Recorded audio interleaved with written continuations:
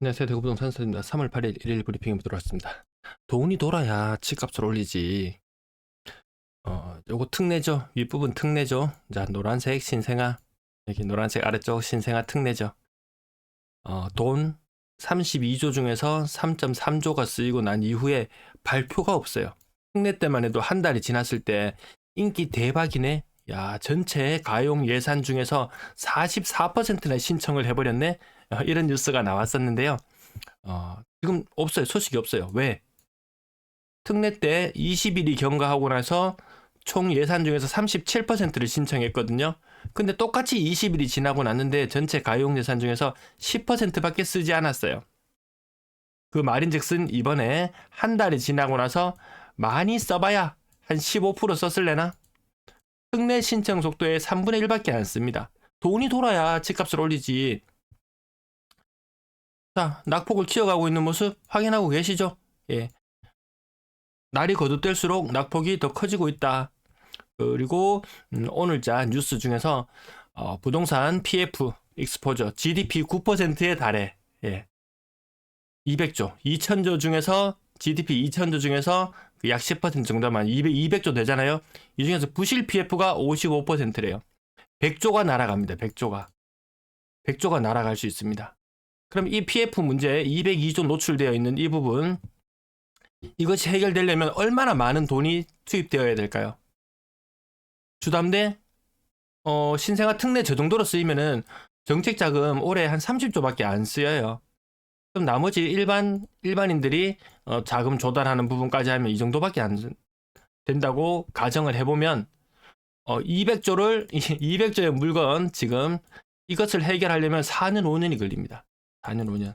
터질 거는 깔끔하게 터지고 지나가야 되지, 일반 가게가 가용한 대출을 끌어다가 집을 사서 건설사를 살려낸다? 이것은 불가능한 지경에 이르를 것이다. 그리고 금리가 떨어지면 많이 올해 8월과 11월, 내년 5월과 11월의 금리를 이렇게 내리면 2.5% 정도 수준으로 떨어질 것이다. 이렇게 안정적인 전망을 하지만 저는 또 금리표를 가지고 오죠. 기준금리가 2.5%로 떨어지더라도 시장금리는 지금과 별반 다르지 않을 것이다. 그 말인즉슨 사람들이 많이 대출을 내지 않을 것이다. 돈이 돌아야 값을 올리지. 제가 이 부분을 캡처해왔죠. 자, 과거에 금리 낮게 적용받았던 부분들 24년도부터 순차적으로 계속 돌아온다고 했습니다. 24, 25, 26, 27 계속. 왜? 5년 이후 변동이니까 한 20년, 21년까지 싼금리 있었습니다. 20년, 21년까지 싼금리 있었어요. 이 사람 5년이 도래하는 시기, 21년 대출 받았으면 26년도에 갱신하게 되네요. 어느 분이 댓글을 달아주셨죠. 2019년도에 5년 고정금리 2.7%로 받았대요. 요거 비슷하죠. 숫자 비슷하죠. 2.7%로 대출을 받았는데 곧 있으면 변동금리로 바뀐다 그러죠. 19년에 대출을 받았으면 24년도, 예, 지금 이제 고금리로 바뀌는 시기가 왔거든요. 그래서 바로 매도해버렸답니다. 네, 그럼 19년도에 물건을 샀으면 지금 팔아도 어느 정도 이득 구간인지 싶어요. 대구분 아니지만 제 영상을 잘 봐주고 댓글을 달아주셨네요. 네, 쿠팡 알리 감사합니다. 매도 물량 39,700개, 한 0.5% 정도, 네, 주간 기준으로 0.5% 정도, 0.25%, 네, 그 속도가 많이 빠르지는 않지만 계속 늘어나고 있다는 부분. 다른 지역과 다르게 전세 물량 늘어나는 추세로 접어들었습니다. 희한합니다. 월세 가파르게 늘어나는 추세로 바뀌었습니다. 이거 좀 찜찜해요. 월세 물량이 부산, 울산 막 줄어들고 있거든요. 대구가 이게 계속 늘어나고 있어서 그 부분을 한번 살짝 짚어봤습니다. 임대 물량 연초 대비 늘어났는 지역 그렇게 많지 않아요. 아파트 거래량 61건, 신고가는 없었고요. 지금 1239건인데요. 한 1500건 정도 수준에서 마무리되겠죠.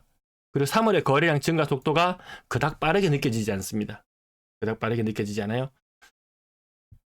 보면 엘리넷들 70제곱미터 때 7억 3천, 1제곱미터당 1000만원, 이 정도 인기 있는 지역. 대다수의 지역은 평당 1000만원, 이런 수준이 많은데요.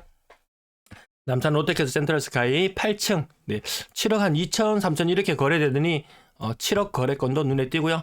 월성 3정 5억 중반 후반 이렇게 거래되었는데 2층이니까 5억 3천. 지금 시장 뭐 고층 기준으로는 5억 중후반 5억 중후반 정도 되겠구나. 이렇게 보시면 되겠네요. 대봉 서안 포레스트 5억 1천. 용산 서안화성 5억 이렇게 하면 일단 평수부터 의심이 가죠. 네, 50평. 거래도 띄엄띄엄 있습니다.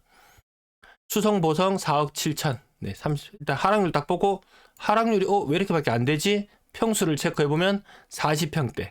대실력 평당 1,000만 원? 더샵 리비테르 4억 1천. 소형 평형 4억 넘어간다. 성당 레미안 4억? 왜 이렇게 비싸지? 왜 이렇게 비싸지? 해서 보면 38평형 3층. 그러면 이 가격 조금 반등한 느낌이 있는 것 같기도 합니다. 보성 황실타운 19% 정도 빠졌는데 거래가 띄엄띄엄 있죠. 그래서 낙폭이 적게 드러난다. 왜 자꾸 고점 대비로 이야기하냐라고 이야기하는데요. 그분 제가 댓글도 남겨드렸는데 고점 기준으로 보니까 많이 떨어졌을 때 대구 35%까지 떨어졌더라. 고점 대비 낙폭이 뭐 26%, 27%. 그럼 이 정도 반등했구나. 지금 다시금 고점 대비 뭐 30% 이런 느낌 나죠. 근데 이게 조금 차이가 나는 것이 조금 선호도가 높은 아파트, 그냥 무차별적으로 떨어질 때는 인기 있는 아파트, 없는 아파트 할 것 없이 다 같이 떨어졌었거든요. 근데 지금 조금 인기 있는 아파트는 한 25% 떨어지고, 조금 외곽이다, 오래되었다 하면 35% 정도 떨어지고, 요 평균을 내니까 그렇죠. 그래서 이 고점 대비로 하는 게 제일 낫더라. 또 일부 사람들은 좀 집값이 올랐는 걸 부각시키고 싶어 하는 사람은 이 저점 기준으로 해서 몇 % 상승했는지 이야기해 달라고 하는데요. 그러면 여기서 이거 빼면 되잖아요. 요거 빼면은 몇 % 상승 반등했는지 나오거든요. 그 정도 계산은 하셔야지. 제가 띄워서 말해주기를 원하면은 그 오산이라고 보면 되겠습니다. 대구역 유림로에서 그래도 거래가 띄엄띄엄 있어요.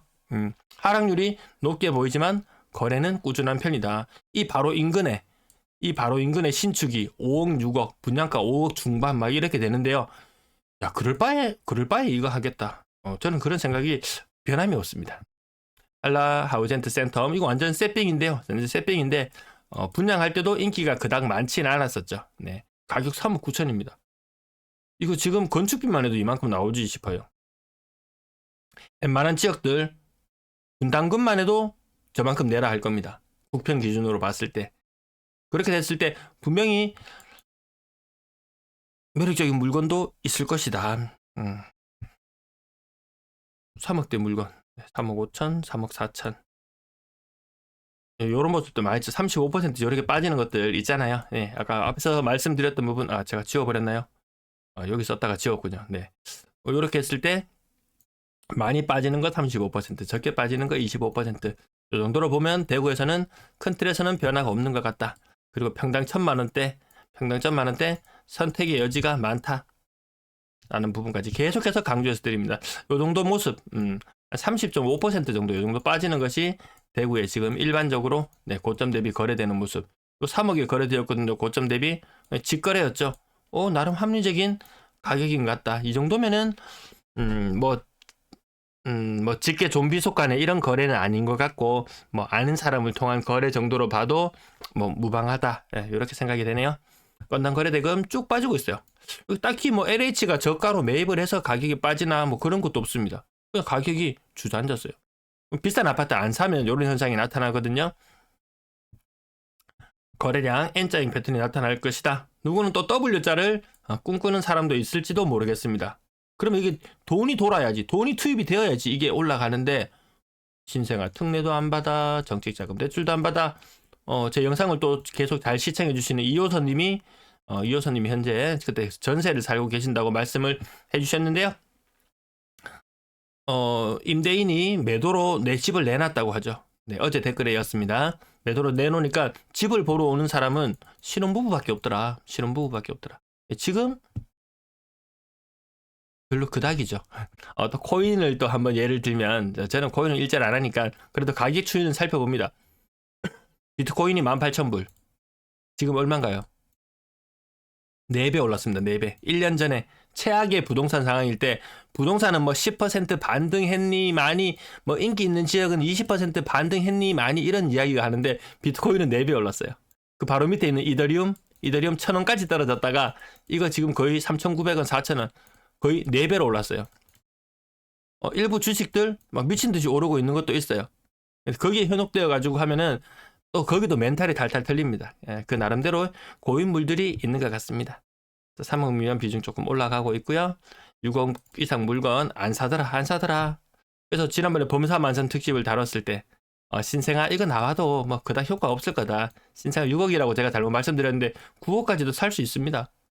근데 신생아 대출 받아서 9억짜리 집을 사면 부모 도움의 마음이 받아가지고 하는 사람 같으면 문제 없겠죠.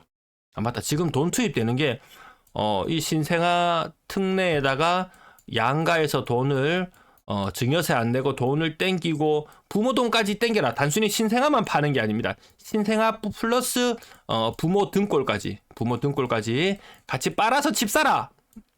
지금 그런 기조로 나가고 있죠. 그런데도 이 비싼 집을 안 사요.